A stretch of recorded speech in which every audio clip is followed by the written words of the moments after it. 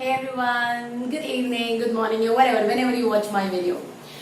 Last time we were talking about the chapter tenses, right? And we completed from the simple to the last perfect continuous thing. Everything was taught to you. All those who have missed the thing, you can again go back to my channel and watch the videos over there.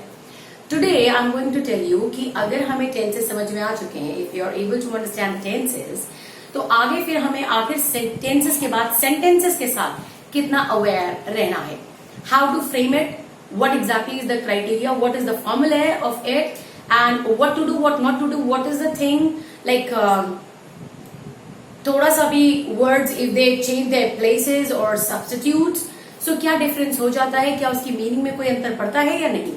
That means अगर simple भाषा में बोलें तो today we are going to learn that all the tenses that we have studied, now how are we going to make the sentences out of it. Now this is the session where we are going to do this today. So as you can see over here on the whiteboard, I have written over there, we are going to start with box number 1. Now this is the Kundali of box number 1. Box number 1, what is the main verb? The main verb always goes in first form. What is the auxiliary? Auxiliary used is do or does. The do is plural, which also works for I and you, as they are the exceptions. And does basically goes with a singular form. And this box, particular box, the name of the box is simple present, जिसको affirmative के नाम से भी, indefinite के नाम से भी आप जानते हैं, यानी present indefinite भी आप इसे कह सकते हो. अब now the point is this, in this box when we are talking about, we can frame a sentence in 4 different forms, right? The first form is known as positive, the second is negative, the third is interrogative, and the fourth is double interrogative. Now, before I tell you कि how are we going to write the sentences, you need to understand what exactly does it mean. यानी इसके पहले कि मैं आपको बताऊं कि यहाँ पे sentences को लिखते कैसे हैं, पहले ये समझ लीजिए कि इनका मतलब क्या होता है. पॉजिटिव अपने नाम से क्लियर है, ये किसी भी नेगेटिविटी को अपनी लाइफ में आने नहीं देगा. जैसे इस वक्त जो हमारा जो लाइफ जो चल रही है, इस वक्त होप और रियलिटी के बीच का एक जद्दोजहद चल रही है. रियलिटी में हम जी रहे हैं और होप हमारी लगी हुई है कि things are gonna be very soon gonna be in my favor, right? So positive का मतलब कोई भी negative thought नहीं रखना है. जैसे हम लोग बोलते हैं ना, be positive, exactly that means. Now when we are talking about negative का मतलब होता है भाई negative है तो भाई वो बड़ा negative बन रहा है, यानी not आना ही आना है, अपने को दिखना चाहिए ही चाहिए, mandatory हो जाता है. Interrogative का मतलब ये होता है, सबसे पहले तो लास्ट के जो दो हैं, interrogative एंड डबल interrogative, इन दोनों का ही मतलब होता है सवाल, इन दोनों का ही. लेकिन अब इस पे एक सवाल ये खड़ा होता है कि जब दोनों का मतलब सवाल है तो why are we writing the same thing twice? No darling, मतलब एक होता है बट यहाँ पे बिल्कुल डिफरेंट, इनके अपने अलग अलग टर्म्स एंड टर्मोलॉजीज हैं. Now what is it? Interrogative ये कहता है कि मैं जो सवाल पूछता हूँ उसका जवाब सिर्फ हाँ या ना में देना. ऐसा हमारी जिंदगी में कई बार होता है जब हमसे कहा जाता है सिर्फ हाँ या ना में जवाब देना, यानी वो कह रहे हैं इंट्रोगेटिव, यानी इनके जो ये ऐसे सवाल होंगे जिनके जवाब सिर्फ हाँ या ना में होने वाले हैं. और इसकी पहचान क्या होती है? ऐसे सवाल खुद को शुरू करते हैं हेल्पिंग वर्ब या ऑक्सिलरी से. फिर मैं आपको बता दे रही हूँ, helping verb and auxiliary they are the same things ना. ओके, सो ऐसे interrogative question are the questions which get started by helping verb और an auxiliary form, right? Now the last one is double interrogative. Double interrogative का मतलब होता है बाल की खाल, सवाल पे सवाल, यानी इसका मतलब ये होता है कि अब इनका तो जवाब हाँ या ना में देके बात खत्म हो सकती थी, लेकिन ये वो नहीं है, इनको आपको देना पड़ेगा फुल डिटेल. जैसे कुछ लोग हमारी जिंदगी में ऐसे होते हैं जिनको सिर्फ हाँ या ना में जवाब देना, हाँ ना, ना हाँ, इतना काफी होता है. कुछ हमारी जिंदगी में इंट्रोगेटिव पीपल होते हैं और कुछ हमारी जिंदगी में डबल इंट्रोगेटिव पीपल होते हैं. डबल इंट्रोगेटिव पीपल कौन होते हैं? जिनको डिटेल चाहिए हर चीज की, उनका सिर्फ हाँ या ना में काम नहीं चलता.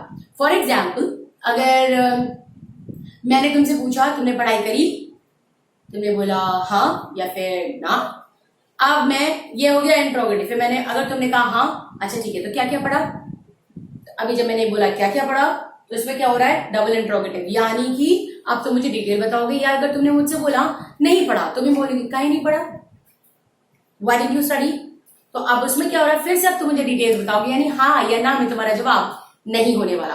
Again I am repeating myself, positive with no negative words, negative words are mandatory to be used, Interrogative are the questions where you're going to answer only yes or no, and the symbol that you can identify this kind of questions are that these questions start with auxiliary or the helping verb, and finally we have the double interrogative which starts their question with a question word like how, when, where, who, which, whose, with whom, all that.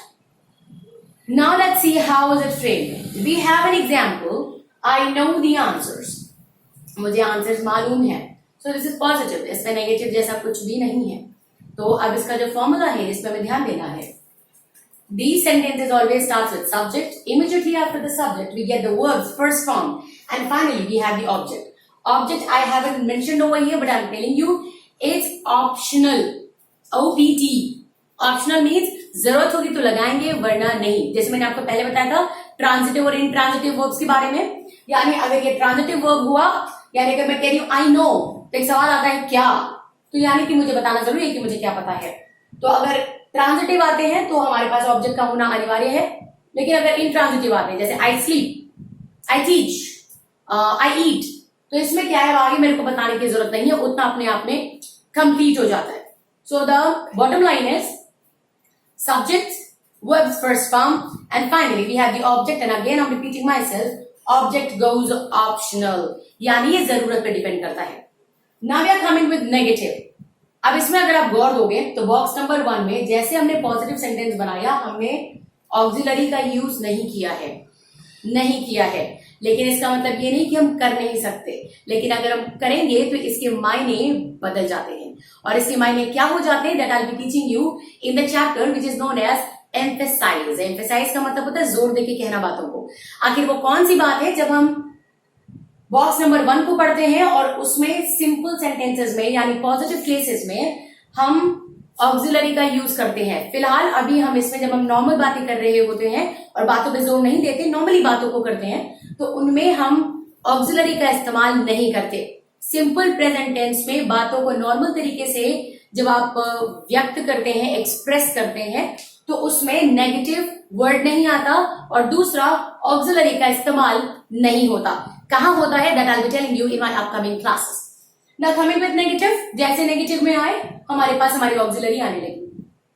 तो I know the answer. अब जाहिर सी बात है, मैंने आपको बोला था कि डू के साथ प्लूरल जाता है या फिर आई और यू. तो हमारा आई है सब्जेक्ट, तो हम डू लेके जाएंगे. तो क्या हो जाएगा, I do not know the answer. तो इसका क्या होने वाला है, सब्जेक्ट होगा.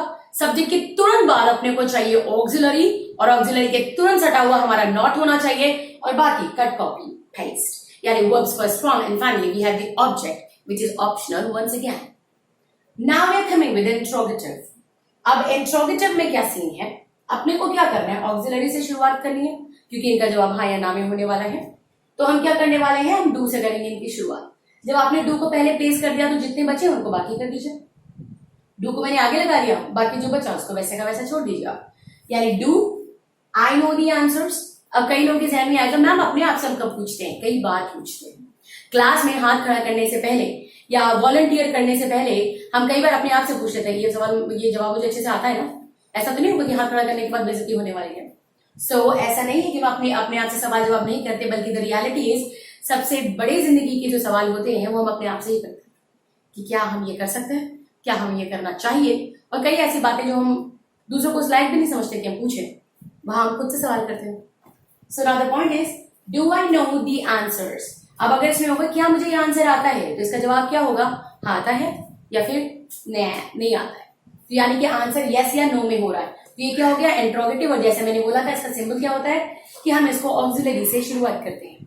अब एक बात ये भी आती है कि मान लीजिए अगर ये इंट्रोगेटिव, कुछ लोग इसको ऐसा भी बोलते हैं इंट्रोगेटिव नेगेटिव. तो इंट्रोगेटिव नेगेटिव मतलब यानी अगर सवाल में ऐसे ना पूछ के कि क्या मुझे ये जवाब आता है, अगर मैं ऐसे बोलूं क्या मुझे ये जवाब नहीं आता है, ऐसा कैसे, क्या मुझे ये जवाब नहीं आता है. तो अगर मैं वो नेगेटिव यूज कर रही हूं तो मैं कहा करूं. अगर वो नेगेटिव यूज करना है तो जिस शख्स की बात हो रही है वही वो नेगेटिव का भार उठाए, बाकी क्यों उठाएंगे. तो उस नेगेटिव को तुरंत शख्स के बाद ही रखते हैं. That means immediately after the subject. इसीलिए मैंने इसको ब्रैकेट में रखा हुआ है कि अगर ये जरूरत पड़ी तो लगाएंगे. ये पूरे फॉर्मूले के साथ फिट नहीं है, वो बिल्कुल ऑप्शनल की तरह है. अगर जरूरत पड़ी तो यूज करेंगे. बस मैं बता दे रही हूँ कि कहां पे इसको यूज करेंगे. सो ऑक्सिलरी, सब्जेक्ट, इफ रिक्वायर्ड के तौर पे not, verbs first form and object. अब एक सिंपल सा फंडा, डबल इंट्रोगेटिव। अब होना क्या है, एक बार बहुत ध्यान से सुनना। इंट्रोगेटिव तो कट कॉपी पेस्ट है, आगे एक वर्ड डबल ही तो लगा है, और इस डबल का मतलब होता है कोई भी WH वर्ड या फिर हाउ, इससे करना है सवाल को शुरू। तो जरा देखो, do I know the answer, do I know the answer पूरा का पूरा वही है, बस इसके पहले हमने एक WH वर्ड लगा दिया।